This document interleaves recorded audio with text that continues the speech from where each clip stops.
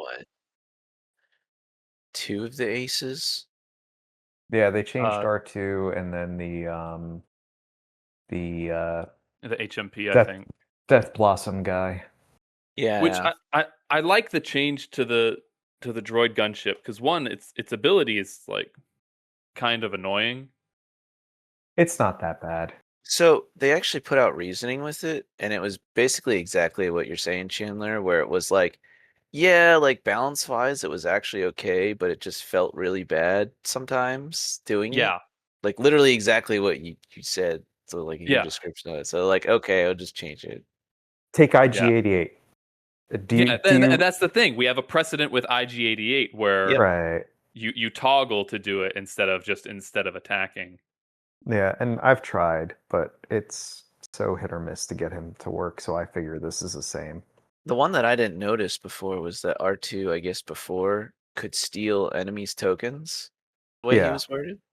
I was like, oh, yeah, yeah, that could suck too. Again, it was Yeah, like that it feels didn't bad. matter if your opponent had good token generation, but then in certain other fleets, it's just like, I'll get fucked, and there's nothing you can do. I'm like, it feels Yeah. bad. What did R2 change to? What does It it has do to be a now? friendly ship only to swap tokens around he acts now like Commsnet, or whatever. which instead of before he used to be, I can take your token and give myself a token. Faction isn't even in the fucking. Oh, Which isn't terrible considering there's not many raids for Gar, but I could yeah. see it being Oh, annoying. so now you steal it from a friendly ship instead of a enemy ship. Right. So Yeah. now he's like giving a ship Commsnet. That's nice.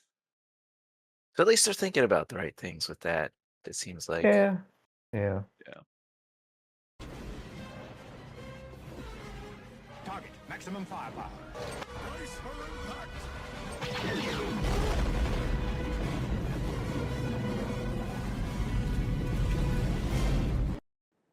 Well, welcome to the Brace for Impact podcast.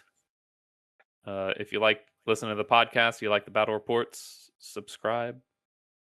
Check out the Patreon if you want to get the episodes early. And today we're going over the legacy releases. We're going to do the Wave 0 squads and then go into Wave 1, which is really why I wanted to talk about these, because I mean, Legacy Wave 0 came out a while ago at this point, and I was like, it's nice to have, to check out the squadrons and stuff. But once Wave 1 came out, I was like, all right, this is some interesting shit to talk about. I kind of like the direction it looks like they're going with their design philosophy, and hopefully they keep on like this. You mean it's an actual wave? I mean, it seems like an actual wave. It seems like they've got at least some interest in their releases. And they also are kind of thematic, like Yeah, they're tied kind of together. thematic. There's new commanders, there's new squads, there's new aces, and there are still some things that obviously I don't like that we'll go over. They've got new art for everything, like for all the squadron art, the commanders, the titles. I mean, to me, it looks like it's all new shit, which is great. And they also went through and they like remastered all of the card scans, like all of the ships, all of the squadrons. Like if you go on Starforge, you can see they're all like almost like redone, re enhanced, I guess. That kind of highlights one thing about Legacy and that team that's pretty cool is they've seemed to put in a lot of work to making sure people have like the stuff they need to play the game. Um, even working with like people who do 3D printing different like ships and other things.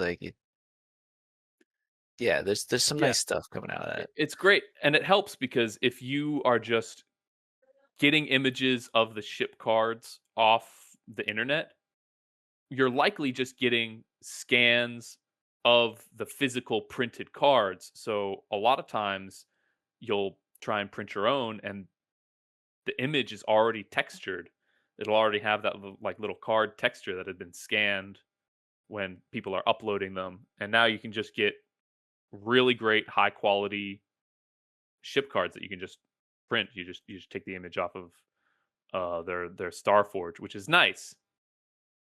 The unnice thing, and this is me being very picky, I will submit that I don't like that on this beautiful art that they've either commissioned or done themselves, they overlay it with the artist name, which I agree that the artist should be on the card. I just don't like that it's on the art. Move it down a little bit. A lot of times, some of these artists, they'll have like, I see Doty's name on them a bunch, and a couple of them it's like, multiple artists. So the artist has a long name, and I'm like, fucking put it at the bottom or something. Put a little black bar and have the artist there instead of on the beautiful art that you've, put on there and enhanced in some regards. It's I feel like it gets in the way. I'm okay with it. It should be fine. And also, this is another fucking nitpick. They enhanced all the fucking art, and then for some reason, if you go to DFS 311 for the Separatists, what did they do to my boy? Why does he look like really fucking weird compared to the original one? Why is he like this? It looks like someone, like he's made of putty and someone like stretched him out a little bit. That one was interesting. I don't know what it is for me either, is that I just feel something off about like Tycho as well. Like it just, because I look at Really? Rebel Good.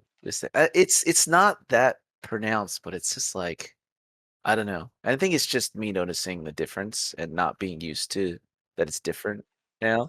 Yeah, because some of the cards, the proportions for like the ships are a little bit different, or they'll be more zoomed in or zoomed out depending on the card. But anyway, I look at it as overall it's good. A lot of the cards don't look so grainy anymore, and I do like that they're not afraid to say we're going to release new cardboard, we're going to have new ships, get new plastic, get new cards. In a post AMG world, we shouldn't be afraid to do that. We shouldn't be forced into the same old cardboard to try and make new things. That's it's just a Exactly. bad idea. Yeah, it's an overall good with a couple minor nitpicks that I have with regarding that. But anyway, let's get into just Wave 0 real quick. I like the new squadrons. I think a lot of them are kind of how you would imagine them to be if they were done by FFG. I like the generics. I don't like the uniques. The generics, I feel the generics are on point. Some of the uniques are they seem like they're a bit overpowered, or they miss a little bit. My problem with the missing is you've got Darth Maul, who's looks like he's in a Phantom Menace mode, and so his thing is he's going to go into a bunch of squads and go and try to fight everybody, which to me doesn't feel thematic for him because at that point he's more of a silent assassin type. And then you've got Dooku, who's giving friendly squads things where he just uses and abuses apprentices left and right. So for him to pass out stuff thematically, it doesn't quite make sense. I didn't like the thematic piece of the Clone War Yeah. squads. Dooku's the one thing that just seems a little odd because thematically for like Separatists and Armada, they seem pretty selfish, and Dooku is like the opposite of that. And it doesn't really feel like his character. I will say for Maul though, I think the first perception of like, oh, you're gonna jump into a bunch of people and be like right in the thick of battle is the idea you get. But with Rogue and Cloak, and I'm used to running with Kanan and doing cheeky nonsense with him, that it kind of actually can effectively work out like infiltrator or assassin type play style where you hide on rocks, you jump in, you get the rerolls temporarily, and then like cloak back. So you're not actually really in the thick of it. I think that's really the way to play him. It just doesn't seem like it at first. Yeah, I get it. I just in practice I don't think that'll work out as often as you want it to, and so it'll usually feel like throwing him in and getting caught. But yeah, I agree. You could play it that, Yeah. or at least try to play it that way. I feel like his adept should be like reversed. Like the less number of squads he's engaged with, like the more powerful he becomes. To kind of emphasize that silent assassin. So you're just trying to make him not engage too many things, and then if he gets overwhelmed, he becomes less effective. And then you have cloak. If you get overwhelmed, you're kind of screwed anyway. Yeah, because he's only got brace evade. Yeah. And so then it has a little bit of the risk reward stuff, which is fun. Like, oh, are you gonna throw him in there with everything and risk it or play it safe? Yeah. Which is fun in games. And I think the like going back to the thematics where you mentioned like this is like episode 1 Phantom Menace Maul, and there's also the commander Dalty Dauphin. Those are both episode 1 characters, and just emphasizing like a lot of the releases for the Clone Wars factions have been because they're Clone Wars ships with Clone Wars upgrades and things like that. And so seeing these two characters come in that are from episode 1 kind of don't hit for me.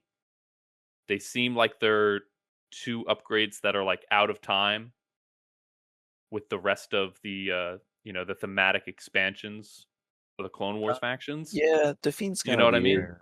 Maul though is really cool, and just like Django, because like, come on, was Django actually really in the Clone Wars much? But I He kind of was. kinda. They He declared was. war and then off with his head. And then off with his head. So he's a little bit he cuts it closer than Dalty Dauphin. Yeah, For yeah, sure. no, that one. But Maul, I mean, Maul's Like if this Maul was in the Gauntlet, then I would be like, all right, okay, and then you can release him alongside some of the other Mandalorians from the Clone Wars. But I just I think guess, but I do like that ship, the Star Courier, and oh yeah, it's cool. And Dooku in the Star Courier I think is amazing. But yeah, his ability with squadrons without AI, which is like 2 of them, a it's handful. like Yeah. it doesn't really unless they're planning on releasing like more stuff to benefit Dooku. Like I just don't see the value for him. It just doesn't hit for me. And even if they did, again, going back to the theme, I've added a bunch of his apprentices. I've added, and then you're like, yeah, but he doesn't really help them. He more just throws them out there, and then they wind up having all sorts of shenanigans. But Yeah, because eh, it's not like he's saying increase their dodge by 1 or increase adept by 1. It just gives them adept 1 and dodge 1. So like if you have Dooku and Maul doesn't get oh dodge yeah, 2. He stays with dodge 1, so he doesn't even help Maul. yeah, But that's true. and going with some of the cards I think are too strong, like Anakin, like he auto damages himself because he's got scout. So he auto damages himself to turn on his ability, which is, every red crit adds 1 to the damage. It seems a bit much. But thematically, I like it because it's Anakin rushes out, gets himself into trouble, and then has the ability to get himself out. I like that thematically.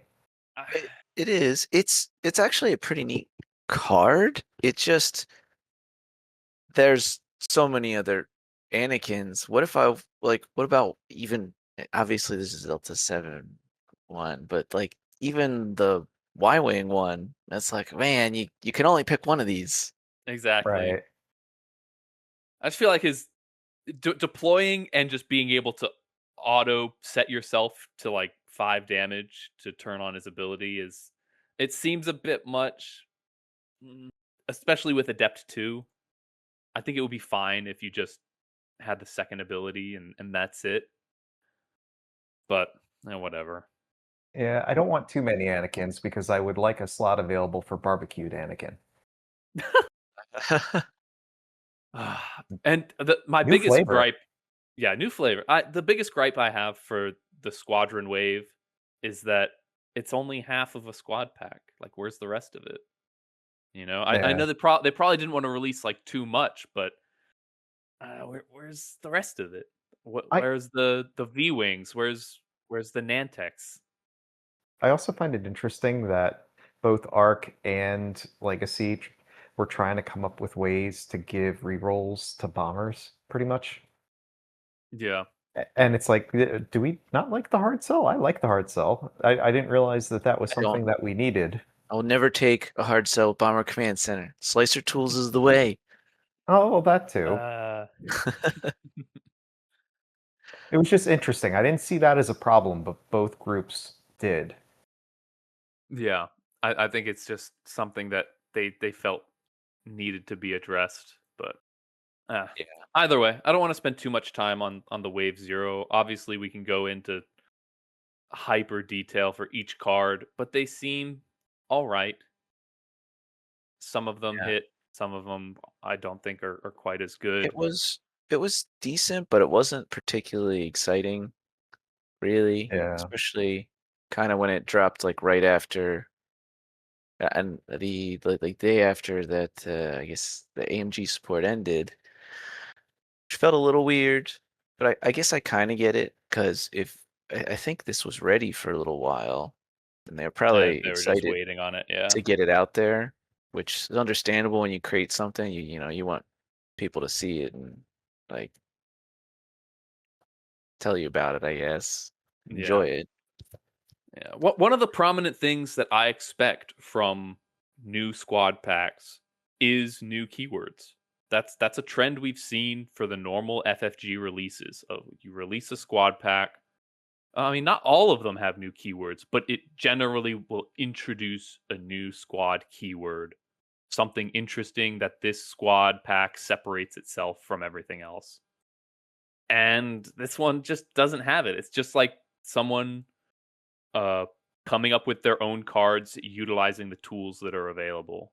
When I think if they just, I don't know, left it in the oven a little bit more, you come up with like a new keyword or something for one or two of the squads. I would like to throw it out there in case anyone is listening and has a say in anything, is we have tons of co-pilots in Star Wars. We have Chewie, we have R2, we have Chopper, and no one's found a way to integrate that yet. And that would be interesting. Oh, like a little co-pilot upgrade card. That could be cool. Yep. And that's a way to get some cards that we don't have into the game. But just throwing it out there. Yeah, that's a cool idea. And I think that kind of comes to one thing that is actually really a general point with designing things.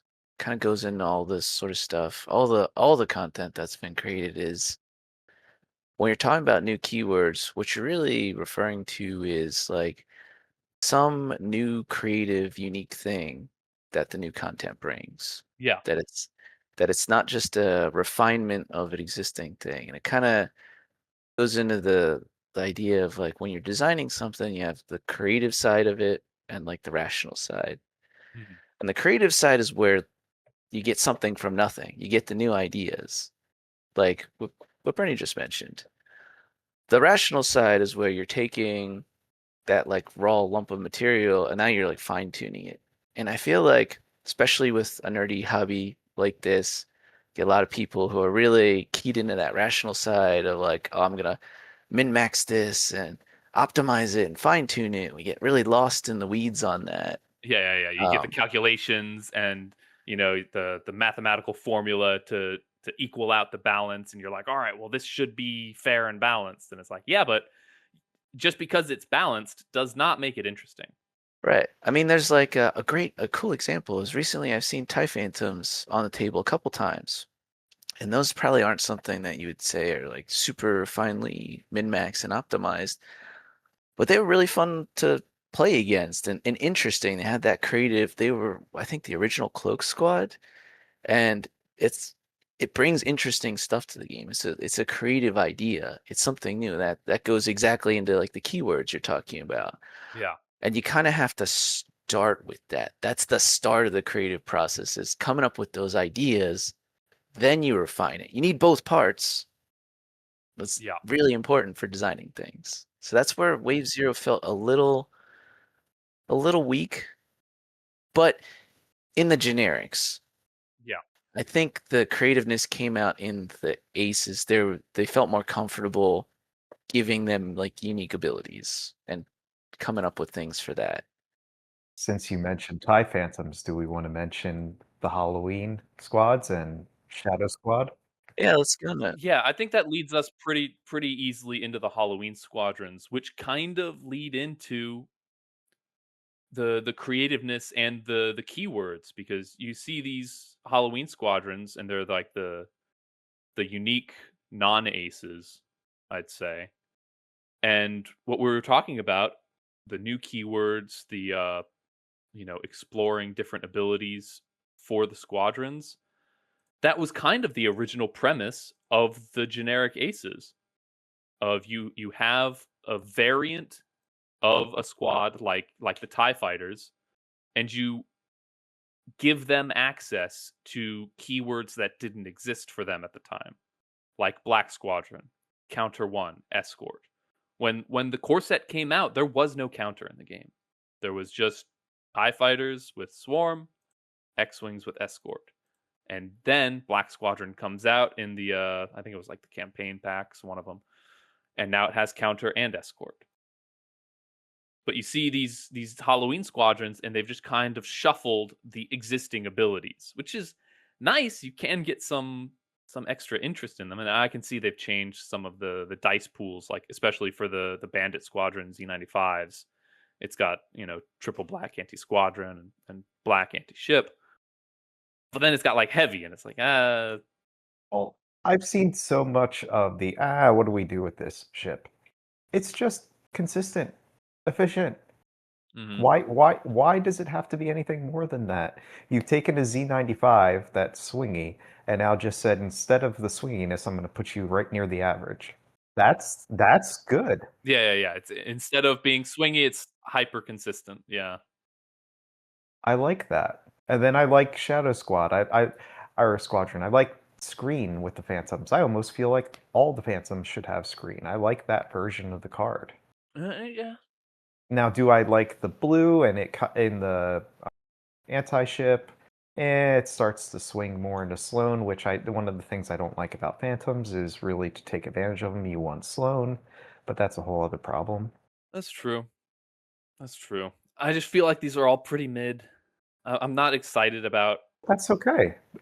It's just variation on what we have and make some interesting ideas. And these are not aces, so we're not stuck. We can put them in anywhere we need to. So I like the Halloween squads. I think they add a little bit more flavor and flexibility.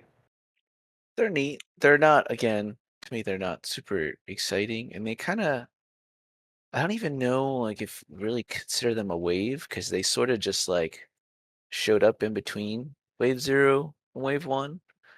Oh yeah, I for sure wouldn't say these are a wave. I think they specifically said like, oh, these are just Halloween squadrons. Have fun with them, and I think that's fine.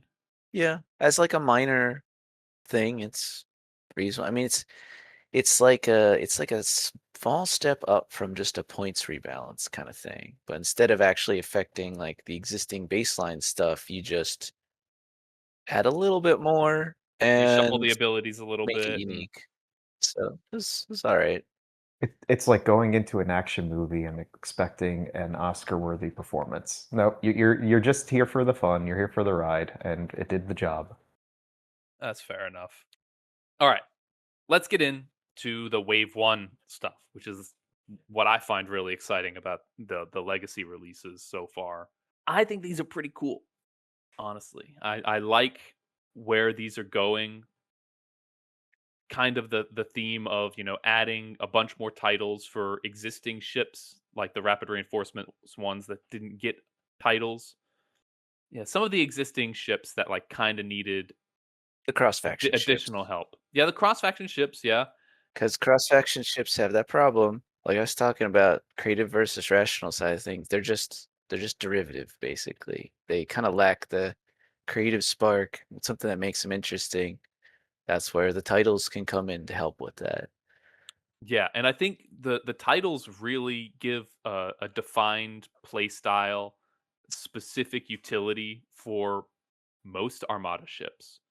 And when you release a ship like from Rapid Reinforcements and the cross faction ships, and they don't have that, they just feel shit.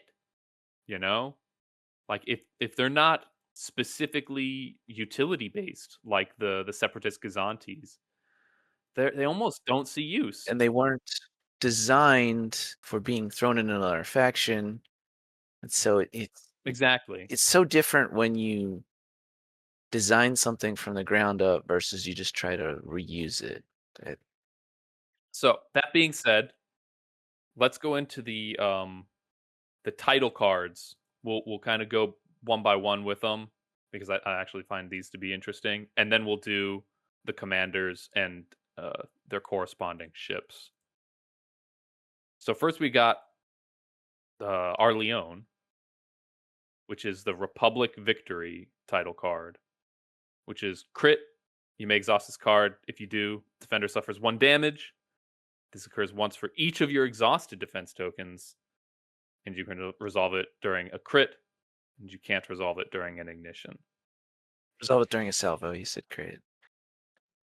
Oh, salvo. Yeah, resolve this critical effect during a salvo attack. So I mean, that's pretty fucking cool.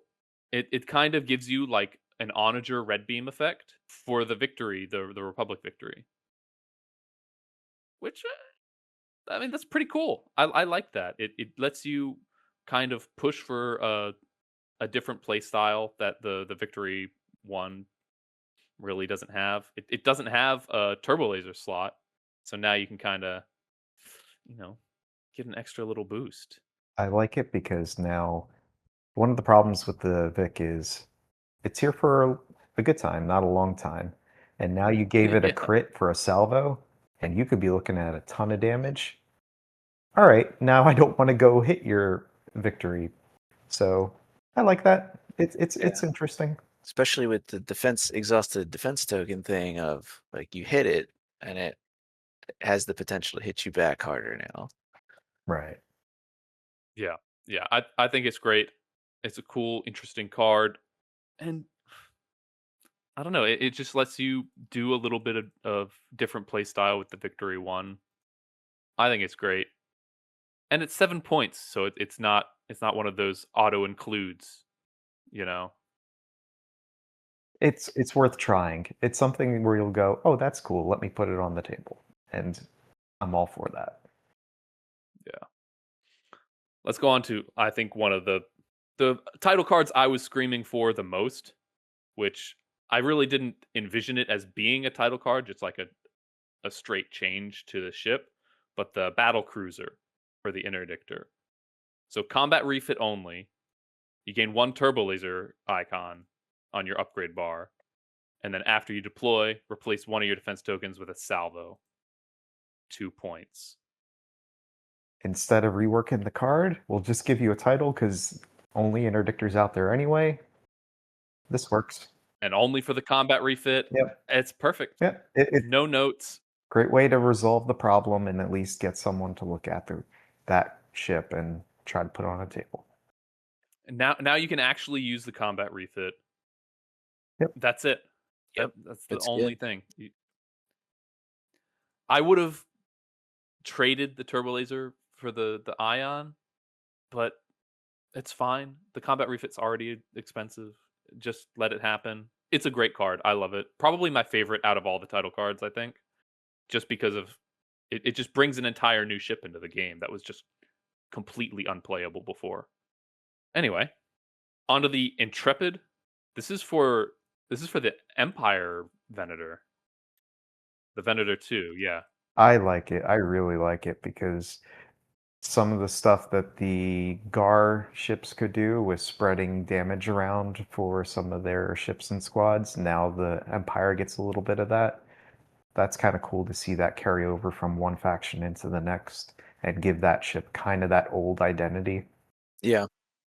It gives you an extra contain, and the Venator 2 for the Empire already has one contain. So now you got double contain. While a friendly squadron with no defense tokens at distance 1 to 2 suffers damage, spend a contain, reduce it by 1.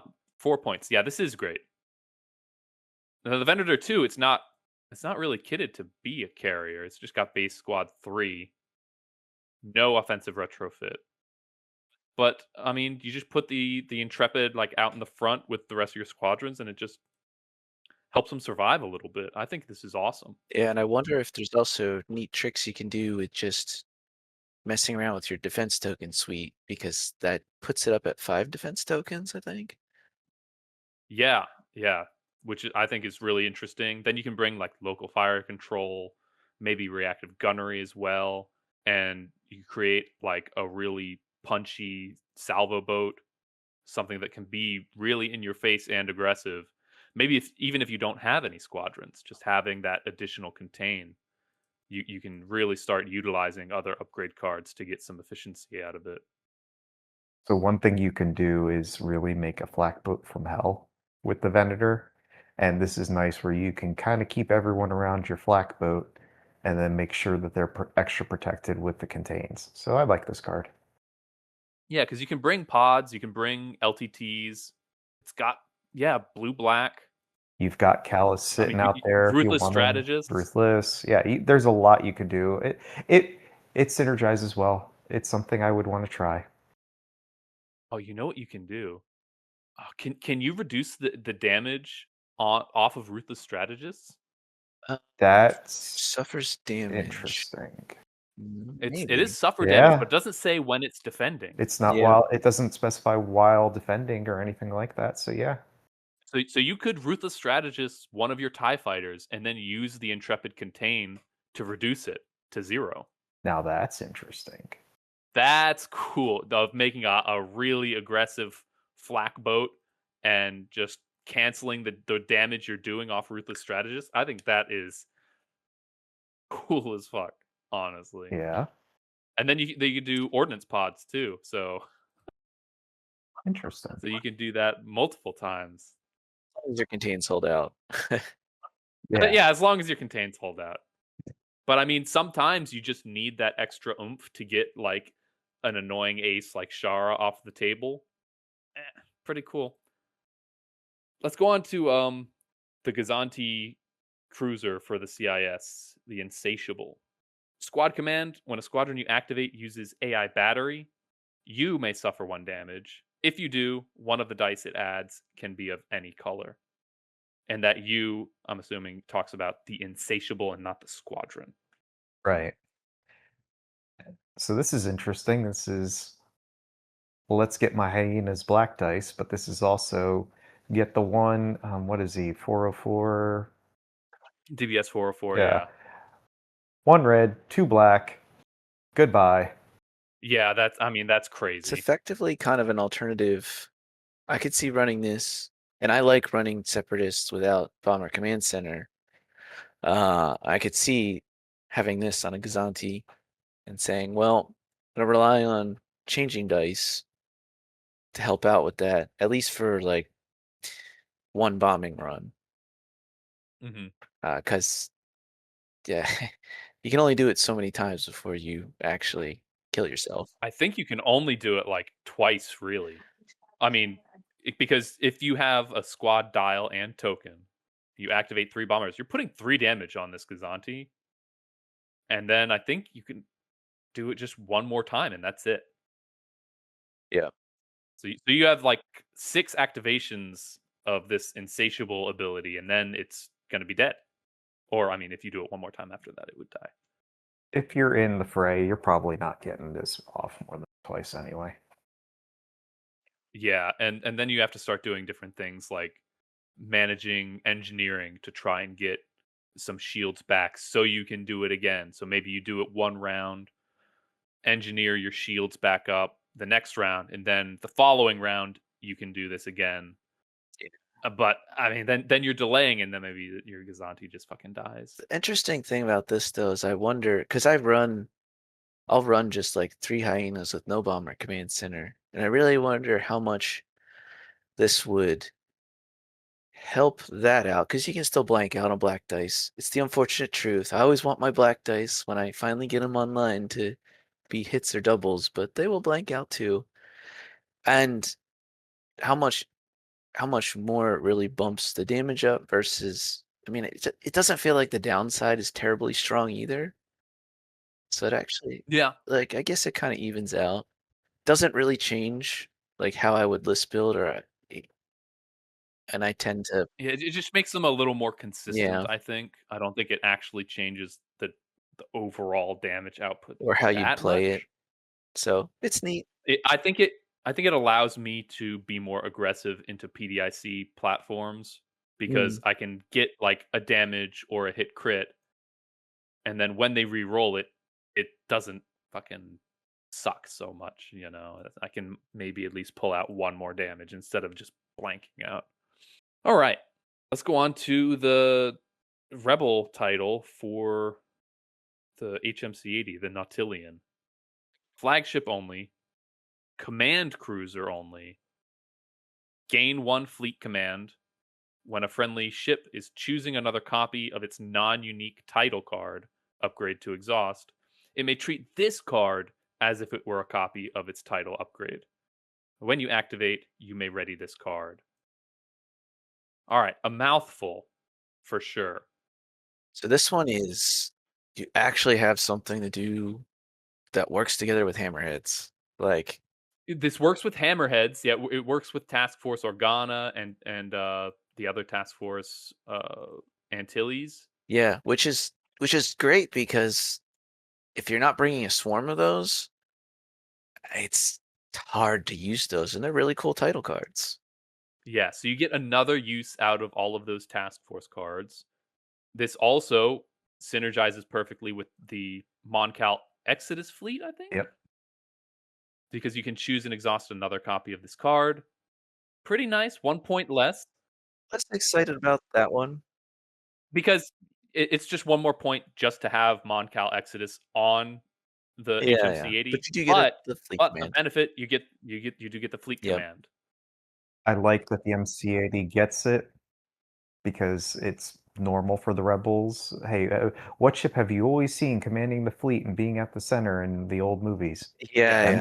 MC80. Great. So now we can actually treat the MC80 like it's actually in command of something. Instead of having to bring like a Pelta or Liberator just to get any kind of fleet command going off. Right. I mean, they operate out of small ships too, so like I love that perspective, but I totally get the big ship MCD command ship for the big fleet battles, which is one thing that Yes. draws people in for Armada is the huge fleet battles, not the call it like rim skirmishes that I'm more of a fan of. Mhm. And I don't think there are actually any other upgrades that exhaust, are there? No, it's really just the task forces and the Moncal Exodus fleet that this really interacts with at all. But it's also, I mean, it's 4 points. It's it's an easy thing to include, even if you just want the fleet command, and that's it. Yeah, I would pay it just for the fleet command for sure. Because it's like a regular icon, so you don't have to do the flag bridge nonsense and all that. All right, on to one of the weirdest ones of the bunch, Rebel 1. I think you mean the best. I mean, I would say the best, but for the weirdest ship, I think, in the Yeah. game. The Rebel Providence class carrier, which I don't like. I don't like this card. I don't like that the Rebels have the flagship from another faction in their faction. I think it's weird, but I mean, what can you do? it's one of those things where yeah, I wish it wasn't the same model Yeah, and that it actually had been a different model, just used similar arcs or something. Mhm. And I know you can go into whatever novel that this ship is about, the Rebel One, and be like, well, right in here it says, they repaired up a Providence, and so there you go. Or what about Phoenix Nest from Rebels, where they stole a Quasar, and now the Rebels should have a Quasar too? No, that's bullshit. You can find a whole bunch of shit in all of the expanded books and novelizations where the rebels steal an Imperial Star Destroyer or whatnot. I don't think that means you should just fuck with the faction identities that It looks much. weird on the table. Yeah. And it looks weird on the table, especially if you're not like a good painter. So you just put a Providence carrier in your faction that still has the separatist paint job, you know? I just think it's weird. I don't like it. I think that there should still be some kind of barrier to what ships get included and what factions. It's cross faction ships. It's one of the problems with them. Their Yeah, I identity. don't like cross faction ships that much, especially flagships. It's such a severe like integration between the two factions. I mean, like especially if you're playing rebels with Rebel 1 against a separatist player, it's just weird. Anyway, the ability Rebel 1 I think is really cool. Now, this is another mouthful. While defending, you can discard one of your gunnery team or engine tech upgrades and exhaust this card to spend a defense token targeted with an accuracy icon. Cool. That in and of itself is awesome. So you get like a natural like ECM type ability on a ship that is actually in practice pretty fucking weak. Then, while attacking, you may discard this card. If you do, you may add 1 die for each of your discarded gunnery team and engine tech upgrades. Each die must be of a different color. So 1 time you can do this. And then after that, you do lose the ability to, because it's a discard, you no longer have the ECM-like effect. Exactly. So you're literally throwing away parts of your ship to defend it, and then get 1 extra burst of damage. Yeah, you just go out in a blaze of glory. I think this is great. This is a cool ability that synergizes with your boarding teams. And correct me if I'm wrong, but does the boarding troopers, since it has both icons, does that? Yeah, boarding troopers. Well, it Does- only has one of the icons, but it does count when, according to a legacy team, that Oh, that's right. That's right. boarding troopers works for the weapons team one. So you can always Okay. at least guarantee you trigger 1 when you get into close range to be able to throw 1 die. Because another interesting effect is your opponent can actually decide to not spend their accuracy against this, and then you can't throw away your upgrade to Unless you have boarding teams. And Yeah. stuff like the boarding that. team's the only one that like force you that like you can force yourself to discard a card. So it creates weird, interesting Yeah. interactions with that I didn't even think of originally, because I got to test this out once. I have done a little bit of playtesting stuff with Legacy, I guess, just as a claimer, but only a couple matches. Yeah, this one's cool. I think it's nice. 6 points. I think that might be a bit much actually for the Rebel 1 title, because you are discarding your upgrade cards. This is one of the ones that this and the battle cruiser are the ones that are pretty much auto include, I think, if you're taking those ships. If you wanted to play with this, I agree. maybe Nautilin, but you could do stuff without Nautilin. Yeah, you can take like a home one or Yeah. any of the other HMC 80 titles. It's not as much, but these two, like, because the Rebel Providence just it's unless you take Agate, basically, it's hard to use it or anything. Oh, you know what's interesting about the battle cruiser title? That's not unique. Yep. You can take multiple copies of combat interdictors. That's cool. Yeah. I don't know why you you would can do that. regularly do that, but Exactly. I don't know. That's cool. I like that. Okay, so let's move on from the rapid reinforcement titles, I guess, for this wave 1, and let's go to the Architans, and we'll start with the Admiral Coburn. Before we do that, can we just say that this is the bar for all homebrews going forward? Like, this feels like it's very close to what a wave used to be under FFG. I would say it's close. I still I'm a greedy bastard. I want more. I want maybe 1 or 2 generic upgrades for the slots that are coming alongside these ships. Yeah. Like maybe another support team, an officer or 2, maybe 1 turbo laser slot. Like just the titles, I'm still a bit starved. Understandable. Even though I think this stuff is pretty good, and that these are not paid developers. But I'm gonna say to that, man, you're a greedy bastard. You know how long it takes to develop all this I'm a- I stuff? I have no idea. I do not know how long it takes. Okay, but if I see something that I like, I mean, fuck me for saying I want a little bit more. So I Yeah. will say, since they had, and we can get into this with the Architans, since they had a boarding team slot available, it would have been a nice thing to include an upgrade to get rid of a card. Yeah, So that each faction had the ability, or at least we would start getting there, so that each faction could get around problem cards like PDIC. If no Yeah. one's willing to Yes. nerf it, let's at least have a way for every faction to get rid of it.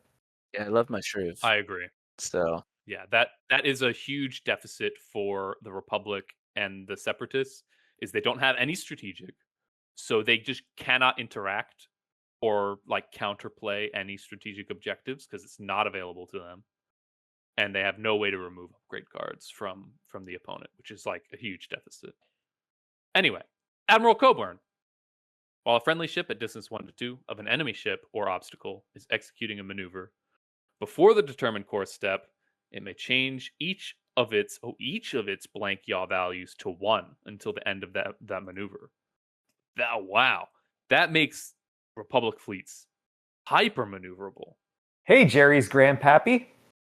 Yeah, that's Jerry's grandpa. it does. It's super interesting because it does have that restriction of you got to be somewhat close to an obstacle or an enemy ship. So there is actually a bit of skillful play that's required to get the mileage out of this because a big part of Armada is how you handle the approach. And during the approach, you're not going to be close to an enemy ship. So you're going to need to figure out how you get your obstacles placed from the start of the game in a way that you're going to be flying around them. So that's a pretty interesting little puzzle to solve to get the juice out of this card.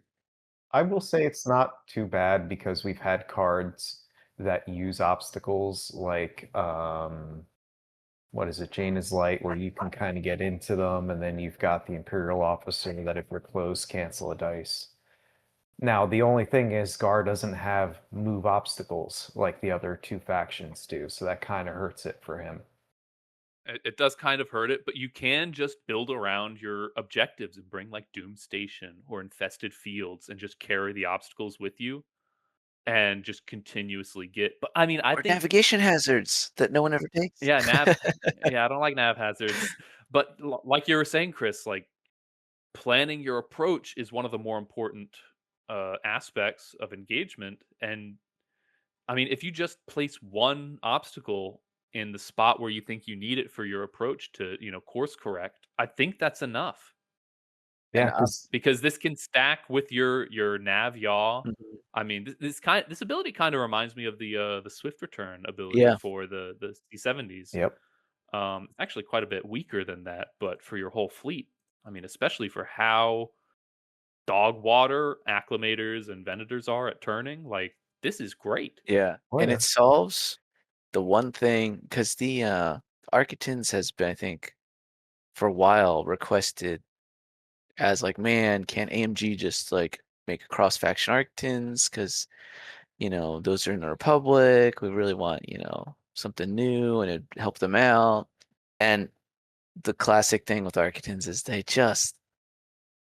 nav chart is so annoying for being able to actually turn. Mm-hmm. And you always want to, I like to confire with them. It's nice to be able to just confire, but you really also have to turn so you still stay on target. And I was wondering if people were going to do cross-faction Architans, like, hey, are you going to touch the nav chart? Are you going to upgrade it, do something a little different? Maybe not even upgrade, but just like change it up. How do you address that? And we didn't get to the card yet, so they didn't, but they have this commander And that's Yeah, as an option, I think that's great. yep. If I were making like a completely different Architons, I would have put all of the double clicks like at the first yaw Yeah, it's definitely an instead interesting of at the idea. end. But yeah, let's go ahead and move on to the Architons. We've got two variants, which I like. I like having two variants of ships, especially if you're doing a ship release. But only two. There can be no more. Yeah, I don't. Yeah, well, we can have an episode on like ship variant and design discussions on that. Yeah. They each have the clone and Jedi keywords, and we'll start with the assault cruiser. 48 points, which I mean, let's just do a quick comparison to the Empire. Quite a bit cheaper than the Architon's light cruiser, but it's got double black out of the front instead of red black, and red black out the sides instead of triple red. So it cannot punch quite as hard at range, and it's got Oh yeah, it can. 2 evades, redirect, and salvo. Can it at range? Oh yeah, it can. We'll get into it with the titles. All right, Yeah. we'll get there because I'm just going off first impression. Officer, obviously, gunnery team, offensive retrofit, and ordnance slot.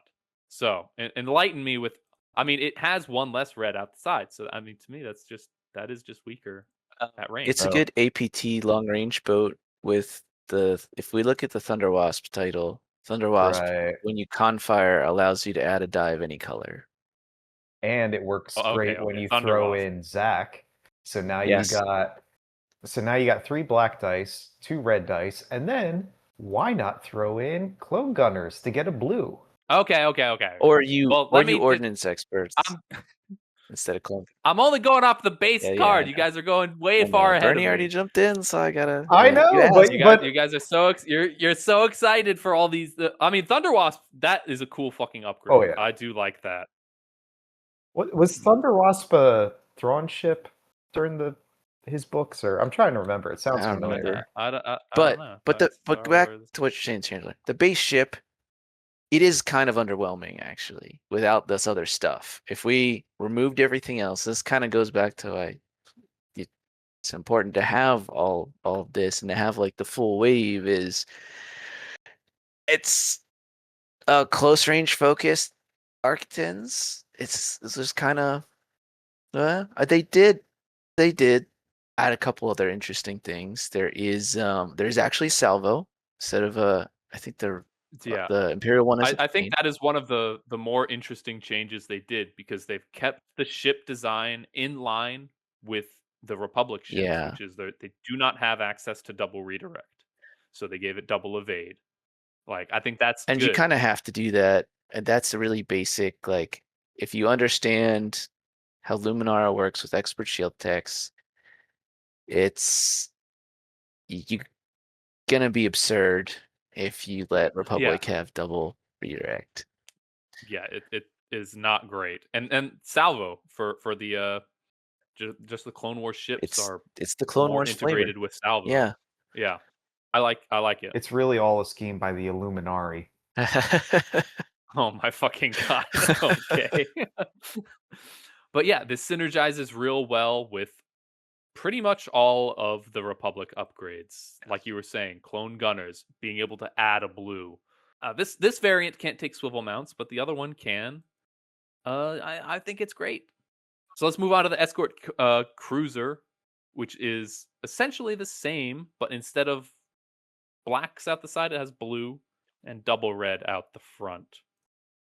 54 points, which is 2 more than the light cruiser. Yep, but it's got the Officer upgrade support suite team, for and it's got double turbo laser slot, which I think is also awesome because then you can put swivels and some extra flavor like TRC or an XX9, something like that. So I think this will be the more basic of the two.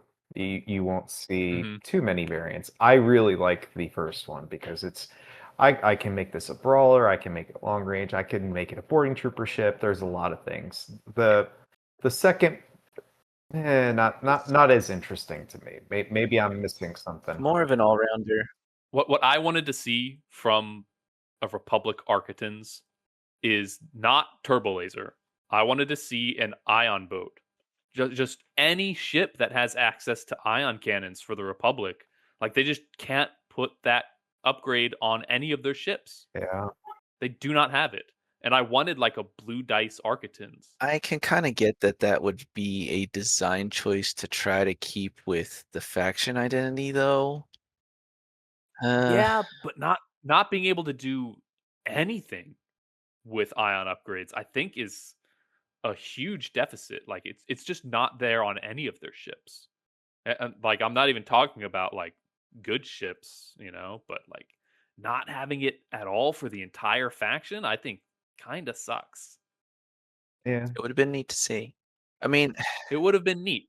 I feel like the escort one is one if you have people playing these, you're going to see it a lot more because it has more long range firepower in general without specializing any upgrades or whatever. And it also has Mhm. squad too. Like you could run this instead of what is it, like one of the Pelta medical frigate to push squads Yeah. around.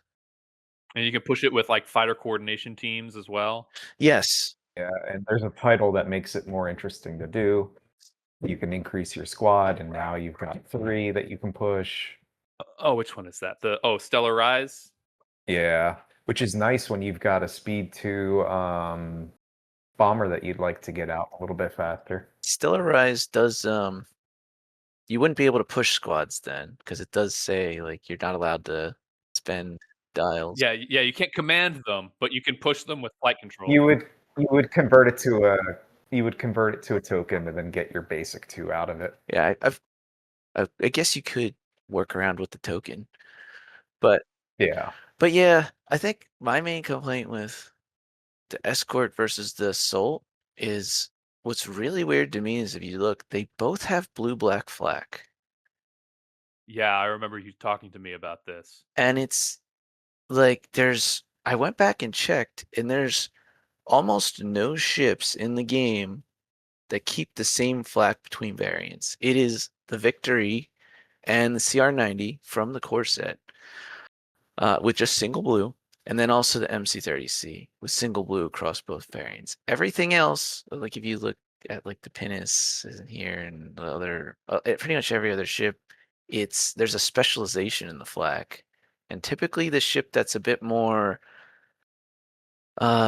invested in ship to ship firepower, particularly at like long range, tends to have like shorter range flak. Yeah.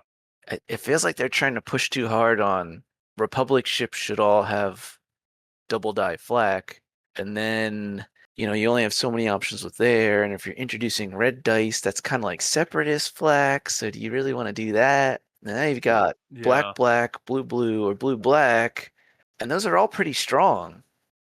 And Yeah, it's especially weird. with like the volume of fire flak that Republic has in spades. Just so many of their ships have double die flak to begin with. But not all of them. And then you get Actually, if you look not at the all of small them, no. ships, I think both. It's only one variant. Yeah, it's only one Yeah. variant. So I was like, why would you not kind of do that here? Because the escort's probably already throwing. It's probably going to have TRC most of the times because you have double evade. It's throwing good dice at long range. Does it really need to be able to casually flex squads strongly as well? If it feels like it? Yeah, Well, I don't think so. I mean, especially if you decide to throw LTTs on there. I mean, you don't get the reroll with Bombard, but you can still kind of evaporate a couple squads pretty easily. yeah. Yeah, I think the matching squad flak is unnecessary. I think that can be changed and it would be fine. But I mean, people love Architon spam, and you're just gonna have like blue black, blue black, blue black. But then it gives you a everywhere. little more reason for your Arcton spin to have the assault cruiser. I mean, I could see the assault cruiser as being the blue black flak boat, Yeah. because then you could take like ruthless strategists, ordnance pods, like a point defense or reroute kind of thing, and just make it really invested in anti squad. Right.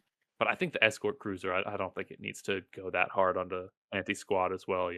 It's the one nitpicky thing for me that's like that's just weird. It doesn't really fit in with what you see in the overall design philosophy with most Armada ships. It's a little nitpicky, but I had to notice it. Yeah.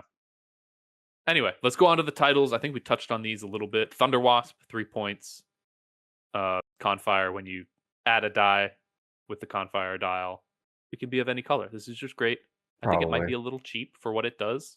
It is really cool. And we kind of already talked about it with the Assault Cruiser and throwing black dice at long range. I'm actually trying to think now, like, would you really want it on the Escort Cruiser at all? Yeah. Probably not. Yeah, I would put You- it on there. What'd you do with it? You make it a blue.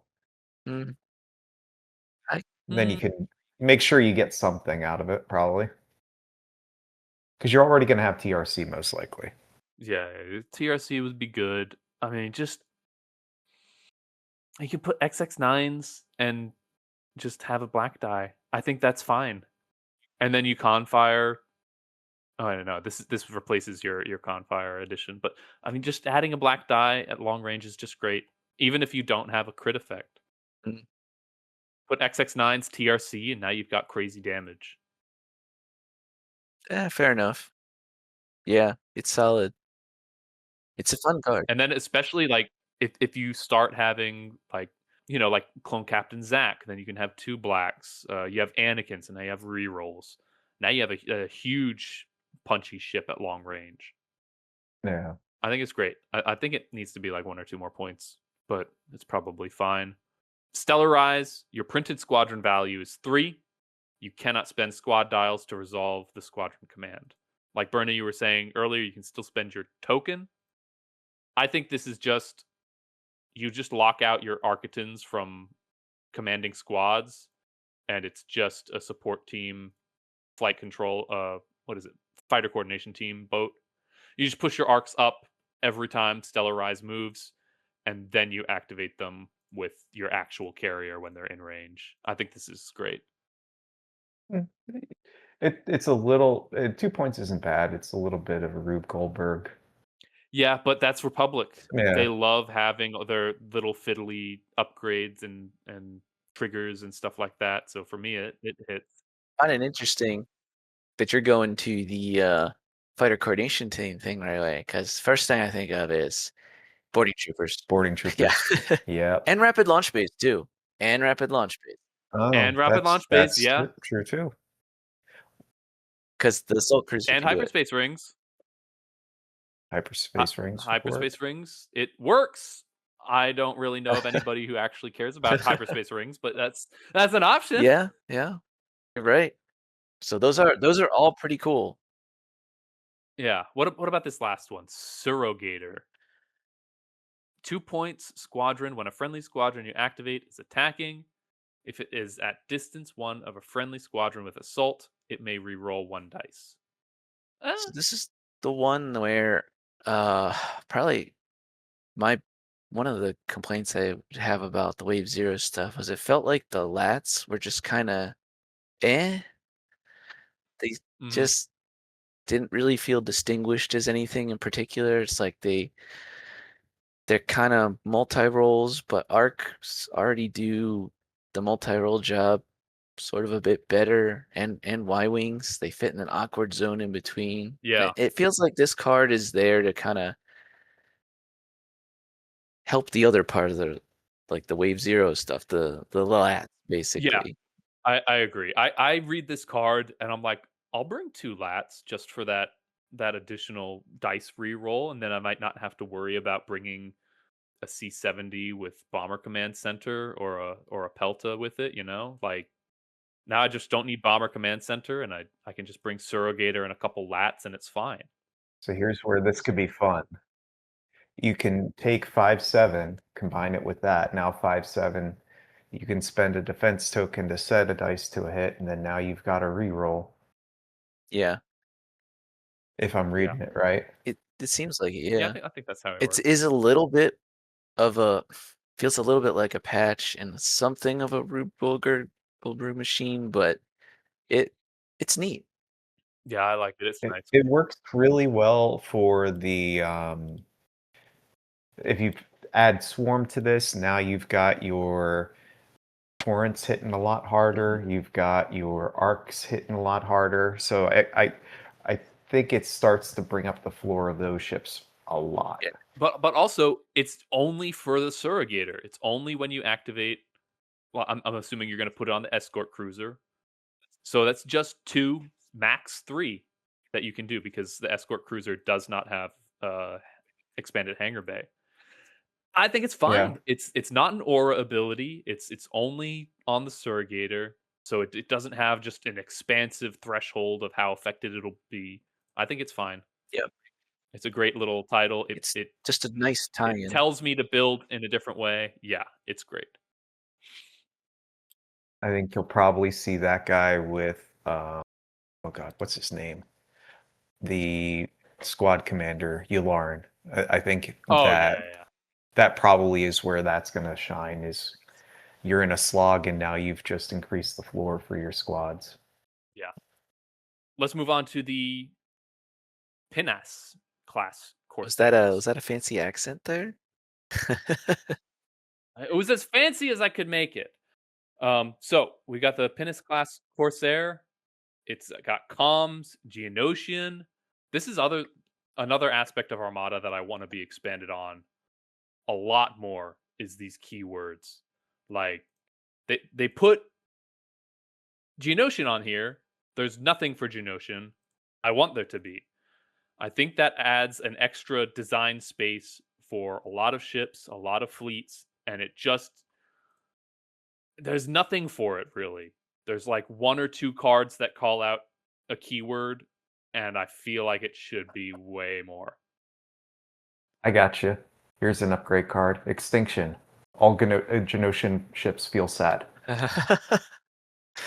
Oh man. Jesus. Okay. All right. Well, they survived in the end, all right? Anyway. 4 hull, 1 black, anti-squad, 1 command, 1 squad, 2 engineering, blah, blah, blah. Evade, redirect, salvo. No brace on this little piddly ship. It's 40 points. Got officer. Did you want a brace? I mean, I want my ships to survive, but like, Okay. it kind of reminds me of the Raider a little bit, because the Yeah. Raider doesn't have a brace as well. Oh, it has 1 brace. It has no redirect. Right. Anyway, officer defensive retrofit and ordnance. And crazy speed 4 nav chart. Well, nav chart the whole way. Crazy nav chart in general. The nav chart is awesome. Yes. I love this shit. It looks weird. It adds a lot of flavor to whatever kind of ship this is, which I feel is like a little like piddly picket ship. I think it fits in that role really well. This is a cool little fucking ship just at first glance. And what you don't see in here is the unique arcs as well. You have to actually pull up the I think they have like print and play resources or something, where the front arc is very narrow. It's like, think of a Munificent but even tighter front cone. Oh, really? Yeah. The likelihood of going 2 side shots is a lot nicer with this ship. Oh, that's cool. That's cool. I like that. Yeah, this is a cool fucking card. Oh wait, we forgot to talk about Poggle. We went right into it. Let's go back to Poggle, because I feel like it syncs up with the Pinnace class really well. Yes, it does. So if he was Poggle the Greater, we would have remembered it. all right, Poggle the Lesser, 20 points. I'm taking him. That's it.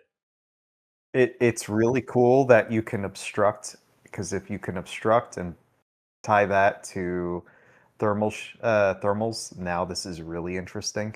Yeah, let's get into his ability, because I'm taking him at just Poggle the Lesser, no ability, and 20 points, because I've taken Grievous for that exact reason, and I feel like there should be more 20-point commanders. Anyway, after deploying fleets, each friendly ship gets an engineering token. Awesome. Friendly ships may be assigned 1 more command token than their command value. I think this is insane for Separatists. It's awesome, yeah. This is crazy. After you or a friendly small non-flotilla ship is declared the target of an attack, it may discard 1 command token to obstruct the attack. What a cool fucking card. The really big thing for me is friendly ships being assigned more than one command token. That matters a lot for Command 1 ships. A lot. Yes. Hard cells are eating good.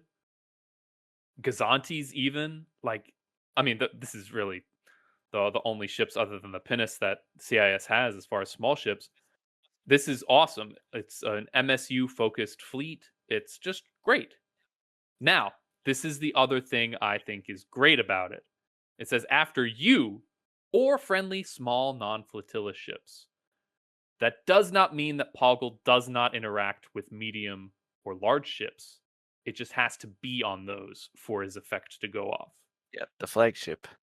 That means the flagship, you can take so many. Yep. You can take 4 fucking tokens on your flagship. That's awesome. I love this. And get the obstruction benefit. And get the obstruction benefit. Yeah, that's good too, I guess. So now it syncs up with, like you were saying, the thermal shields early warning system as well. So you're really cutting your damage in half. I think this is great. Early warning systems. Can you stack early warning systems? But you can put it on one zone No. and still obstruct out the other. Oh, and then yeah, okay. Yeah. That makes it cool. It's a cool card. I like it. It gives me a different way to play fleets. And that's what I want out of commanders. And even for the 20-point thing, like you're talking about, you take Grievous anyway. Poggle still stands out from Grievous because Grievous really, if you at least want to like try to get a little bit out of his ability, he really benefits from squad, from having a lot of stuff on the field that can die. Whereas Poggle's like, well, you don't really need to have squads. You don't really care if you have them or not. You've got your bonus for your ships. Yeah, and Grievous really sucks when you're playing as someone who's like really good and they just like wipe your entire squad field out and they're like, well, all your tokens were green, so I killed all your shit. Mm-hmm. Oh, okay, well, Grievous does nothing now until I start losing. Anyway, now that we have that, Grievous says, I want all my shit to die. And Poggle goes, yeah, can we not do that? Can we not lose points? Let's keep all our shit alive. So let's go on to the Pinnace class Corsair. It's got the everything we just described before we had to go back and remember Poggle. But yeah, it's got 1 blue, 1 black at the front, double blue, 1 black at the sides with the ordnance. I mean, it's great. This ship is really fucking cool. Yeah. I don't see a lot of synergy with like the Republic has for the Architans as far as like its officers and everything, but to me, what is interesting is it's a cheaper ship than your hard sell, and almost in a way that's all it kind of needs to be. Just like get this in here. It going back to Poggle and how Poggle does seem to kind of be geared towards helping MSU fleets, and I like MSU. Just having a ship with pretty much nothing on it and it's cheap and I can get more stuff in my fleet. It might not be multiple of these ships because just like raiders, I usually only like having like one raider as like a second line ship, but it frees up the points to other stuff where it might have needed to be like a Gazanti, and the Gazanti can do stuff, but it's not really gonna like double arc and throw 5 dice into a ship and then speed 4 away. Yeah, I can really see this ship doing that. You know, like a you keep it on the edge and then you boost it up to speed 4, dump the X-Rax and just fly it away because there's just no way this will survive. Yeah, and as you mentioned, yeah, it's probably always gonna have X-Rax because I mean it's got that ordnance or not ordnance. Yeah, I just sort of saw it. Yeah. It also has the defensive retrofit, which I mean you could take like reinforced blast doors or something. I don't know. But I wouldn't take that. You could. I would probably take cluster leave bombs. You could take cluster bombs. I don't think that is what this ship is calling for, unless there's like it's an option. Future upgrade cards design like planned. I like the idea of making this a really anti-squad focused ship. Like you bring flechettes. That could be cool. And maybe ordnance pods and stuff like just bring it in, shut down like 1 or 2 squads, and then run it into like a small ship and start rolling some dice on it. That could be cool. I think that can be really good. I think the other variant makes me think of that a little bit more. But before even kind of going too much into it, I do want to touch on the fact that unlike the Architans, which people wanted to base it off an existing, ship from another faction, this is an entirely new ship. It has just like everything about it screams like new and unique and interesting. Yeah, To me, it's a really big deal in terms of ships are the core of the game, really. Everything kind of revolves around the ships. So how you design those, what they do is super important. So having something that's unique and interesting in terms of how it moves, the movement chart. I love flying. I probably would play X-Wing if it wasn't for defense dice and figuring out all the rules defense dice differences really suck. Yeah, with the different versions. But so the nav chart's a huge deal to me in terms of how a ship feels, and then just how you put your shields and battery armaments, what the arcs are, what type of defense token suite you get in terms of flak, the command squadron engineering values. This is very, very unique. I agree. And that's one of the really exciting this wave one release is the first release out of like the what basically consider it roughly 5 releases if we look at that final AMG, Legacy Wave 0, Arc Wave 1, it was Arc 02, and then wait, Legacy Wave 1. Yeah. That's so many releases. This is the first one that's like, oh, it's exciting because there's Yeah, I unique agree. stuff. This is a Yeah. cool, unique ship. I like what the defense token suite mixed with the dice on the arcs tells me about the ship. Like, this is a ship that you want to keep at long range, even though when it's at long range, it can't do anything. Mhm. You want to keep it away, bring it in, and then bring it out again. Yeah.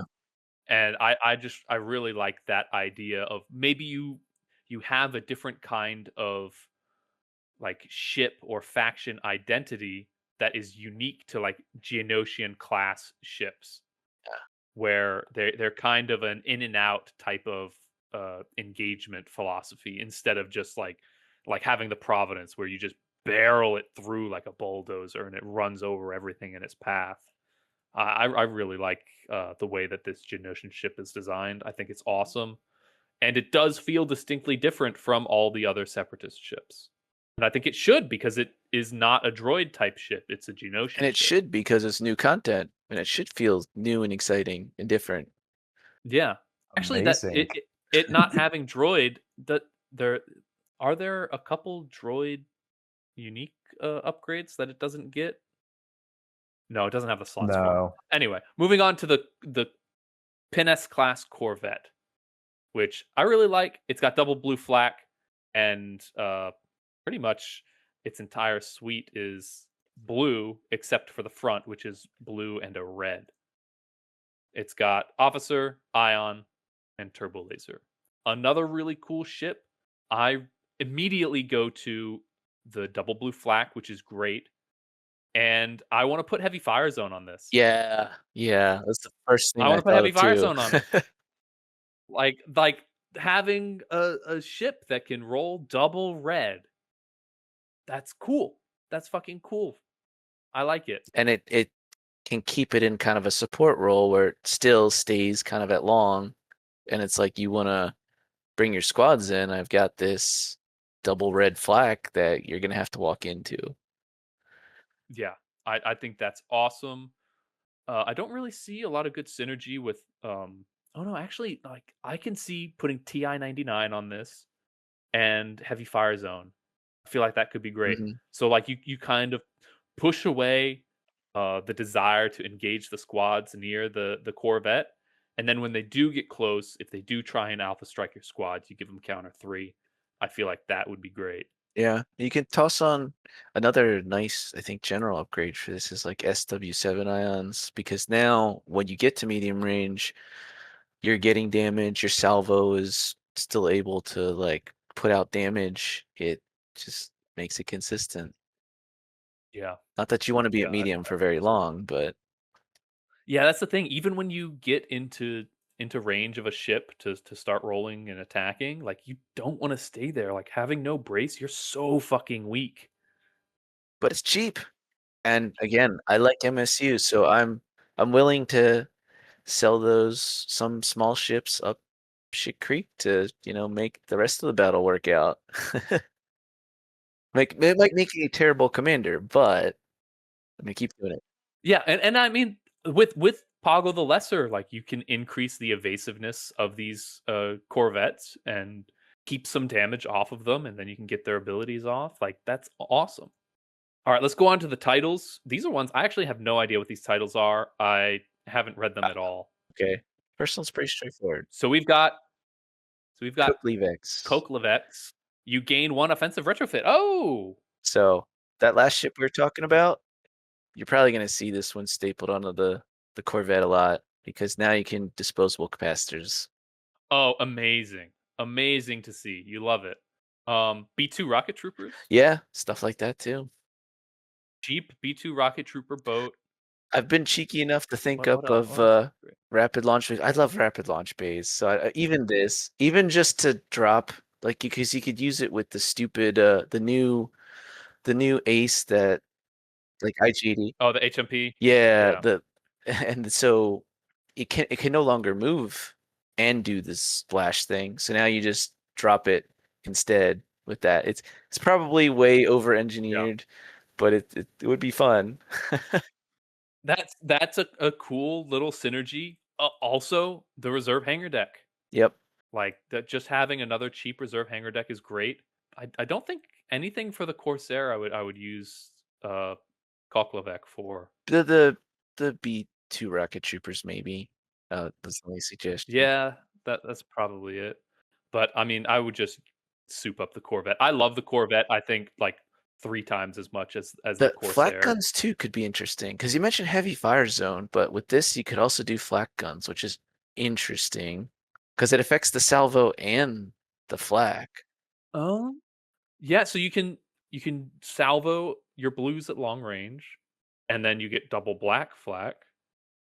And then with the Corsair, you can do, blue black at medium. I mean that's cool. And then you could be really evasive with a Corvette. Just having flexibility is amazing. Yeah, this feels like a heavy flexibility Yep. card. This lets me do whatever I want with list building. I love Yeah. it. All right, the next one, Petroniki. 2 points. While defending, if the attack is obstructed, remember Poggle the Lesser, you may choose for the attacker to not remove a die from the attack pool. If you do, after attack dice are rolled, you may choose and cancel 1 die in the attack pool. That's nice. So this is after initial dice, but Before modifications. before modifications. So not as nice as you would initially think, but still nice. Yeah, that's nice. It's 2 points. I would run this, but I would this screams to me like your second Pennis class Corvette is a little better, but I wouldn't take this over Koklevex. It also is probably mostly going to see action with Poggle because it's really awkward to try to obstruct and still get these things to, like, into a good Do spot with a anything? weird nav Yeah. chart that also gets them in range and, like, double arcing potentially. Like that's a lot of, like, and this that, like, you would want for regular obstruction to work out that well.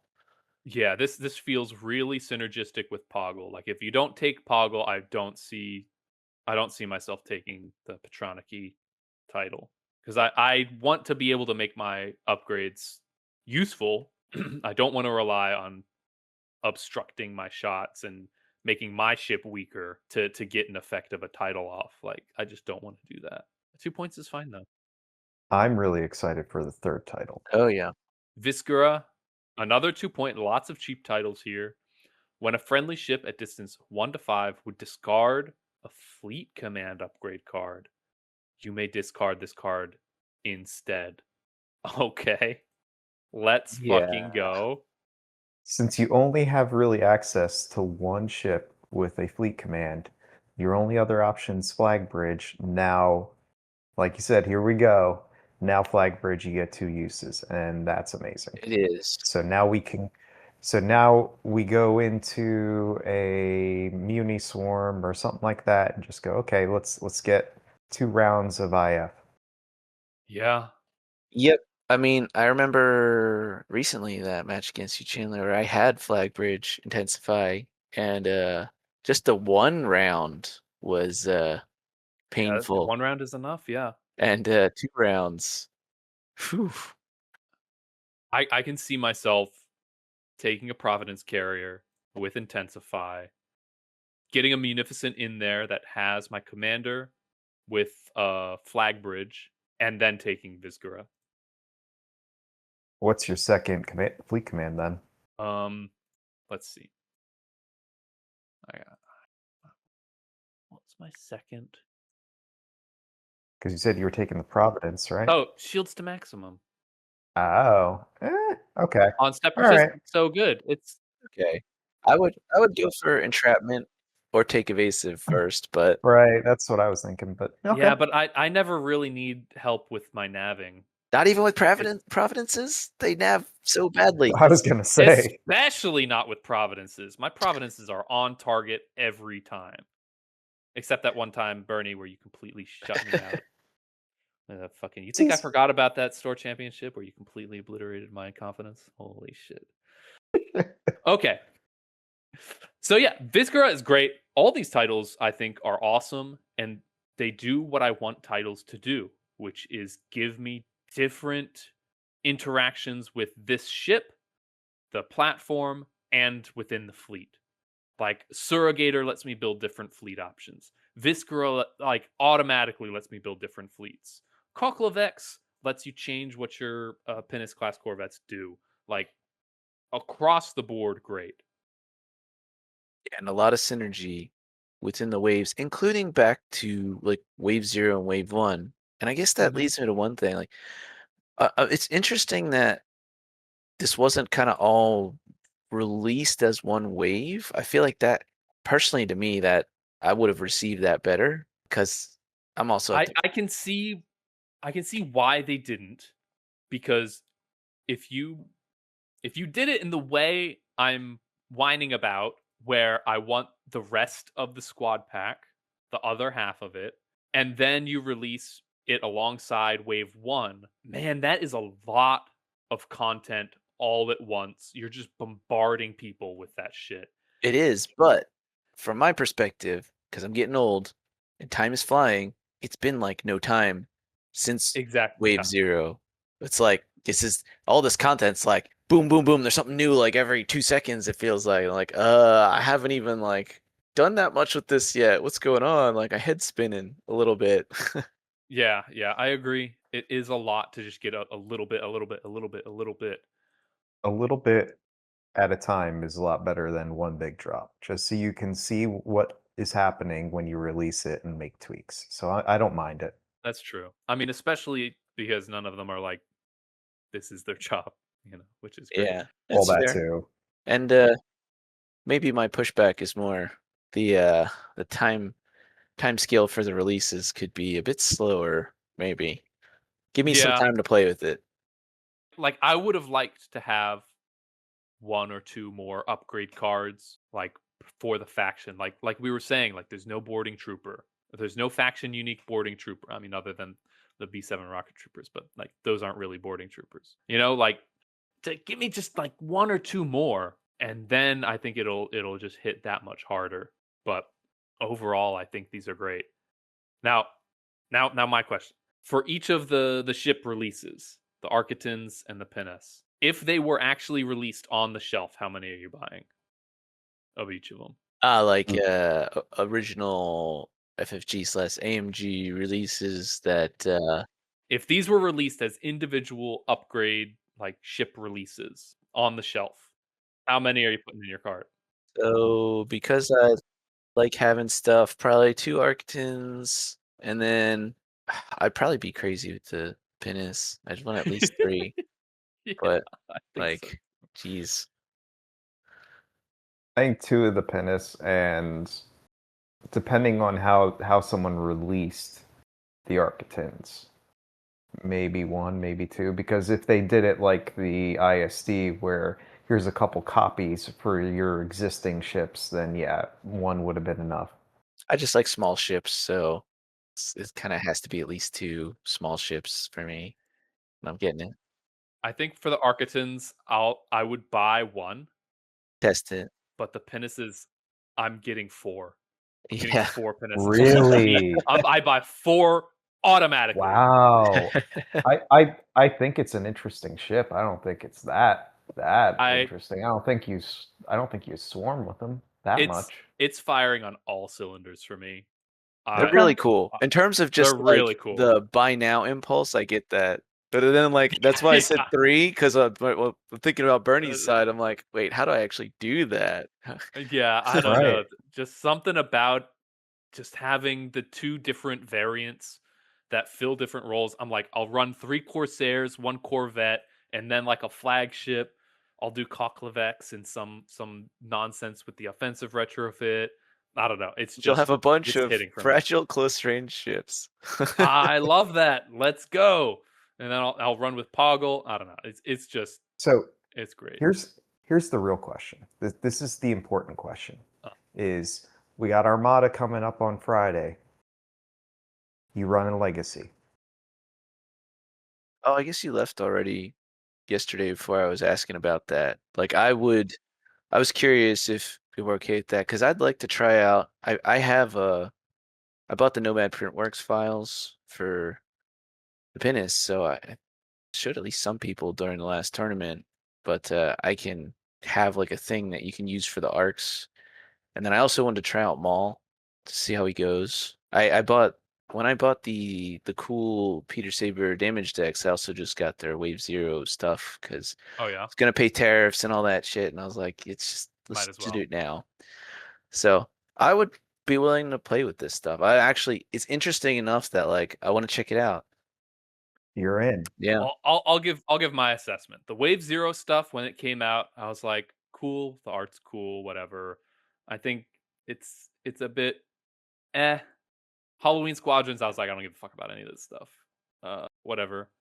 But man, the Wave 1, I'm leaning really close to just playing some legacy stuff and getting some legacy ships. Like it's exciting. I see it and I do want more. I'm hoping that their ship design and squadron design, commander design stays consistent with what I'm seeing here because this stuff is pretty hot. I'm not going to lie. I want them to continue on this just this kind of interesting upgrades, interesting ships. Like this stuff is great. The same level of quality, basically. The same level of quality. I would rather no release and just wait until they know that it's quality than push something out that they're going to have to change later or just something that's like boring and I'm dreading the Dreadnought because every homebrew I see, and I've said this multiple times, repeated times, they always go to that fucking Dreadnought ship, which is one of the most boring ship designs I've ever seen. Not just the ship model, but any homebrew that's done a Dreadnought, it's the biggest milk toast, no flavor variant of a ship I've ever fucking seen. And hopefully I can just stave off having to see that fucking ship for as long as possible. I fucking hate it. Or at least Okay. make it interesting. Even though I brought the model for Nebulon stand-in on Friday. Yeah. I mean, I've seen it. It is not the coolest model, whatever. But I mean, you can do things to make the Dreadnought interesting. I mean, we've talked about this at length so many times. But what I've seen from homebrew designers is just nothing. It's just a nothing ship. They're like, it'll have some red dice, some blue dice, whatever, and it's just the worst fucking ship.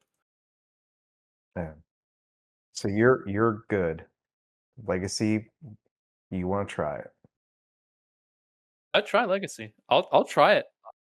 I'm the same with you. I think this Wave 1 puts it into a category where I want to start using it. I want to start playing it. Yeah. This is really getting my like. I'm looking at the cards and I'm wanting to list build with them. I'm wanting to make different types of fleets. The squads I think could be better. Like again, like Maul and Dooku kind of don't hit for me. The generics seem fine. They seem close to what FFG might make for them. I think the Rigger class freighter is just a boring ship. I'd rather just not have it and have something else, like Fair. a Theta class shuttle or something better than the Rigger. I think that was a poor choice, you know. But yeah, whatever. And we have enough of Anakin. Fuck off. Like, because we know that an Eta 2 is going to come for sure. And you Because want why? Anakin. Yeah. And there's going to be fucking Anakin. Like, please, if you'd make an Eta 2, make it Obi-Wan first and do Anakin later and just spare me having another fucking Anakin.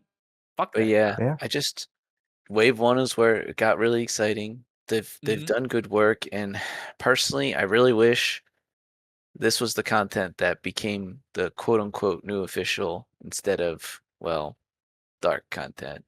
Because this is the content that's quality design. They seem to care about making good stuff. I hope it continues this way. I really do, because this stuff it really, I'm locking in on it. I mean, the upgrades for the rapid reinforcement ship titles like are great because I felt like something was missing from them. Honestly, like I really like it. Not gonna lie. And So- everyone who's listening, who have listened to previous fucking podcasts, know how goddamn critical I can be. It's pretty good, you know. We could probably go back to like the commanders and maybe once we start getting use out of the wave 0 stuff and wave 1 stuff, we can have another episode talking about, hey, maybe we like these more because we just kind of passed over the squadrons, and maybe we can talk about them more at length. But I do want to give Coyote Mundi a try. I think he has an interesting niche for medium squad balls, still being able to have ships that throw good dice. But anyway, we'll see. So I try to. I like the ability. Can we please reskin him and make him Krell or whatever the hell that guy was? Because I feel like this is the guy who was just taking clones and just throwing them at things and letting them die. yeah. It works so much better for him. Please, can we just reskin him? Let me read them off real quick if you guys still have time. While a friendly ship is performing a non-ignition attack, after it rolls its attack pool, it may add 1 die to the attack pool of a color that's already in the attack pool. If it does, the attacker gains an engineering raid token. So you gain the raid token. Mhm. Okay. If it already has an engineering raid token, the attacking hull zone suffers 2 damage instead, 30 points. Fine. Yeah, like I said. Kind of like the captain going down with the ship kind of thing. I guess it's fine. 2 damage seems like fucking a lot to add 1 die. Yeah, you'd have to get rid of the raids or just eat it and say, I want more dice. Give me more dice. And this does nothing for salvos. I like it as Krell because it's Yeah. not because it's not just the captain going down with the ship. It's him going, nah, screw all these guys. I've got an objective I want to complete. I don't care about the rest of you. Yeah. Sacrifices have to be made, but not by me. Sacrifices must be made. For it to be the whole commander ability, I'm not sure about, but maybe Have to someone try gets it. value out of this. I mean, It's at least something different. It's like an extra con fire thing because it's already got to be in the attack pool. Yeah. I would need clarification on the timing for it. Gotta play with some of the stuff and see. Yeah, And that's the whole thing, is like literally just have to play with it. That's the whole thing. Yeah, this stuff at least makes me want to put it on the table on all fronts. Like, I'd love to bring an interdictor combat refit now, because sometimes like I'm building lists and I don't really want the second what's it called, experimental retrofit. You know, maybe I only want the targeting scrambler, and my build doesn't really call for the second one. But when you bring the suppression refit, you kind of have to. You know, that you're paying the points for that extra slot. Yeah. This stuff is I like it. I like it. Hopefully we get more like this. And yeah. And I like all the art. The art But is no need to rush. yeah, no need to rush. Like fuck.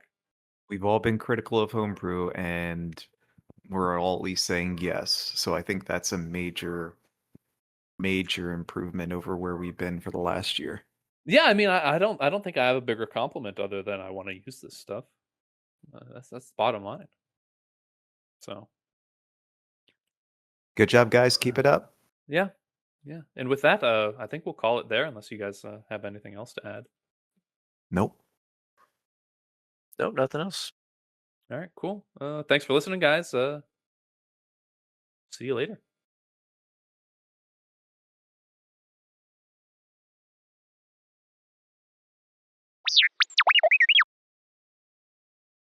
Dum, da, da, dum, da, da, dum, da, da, dum.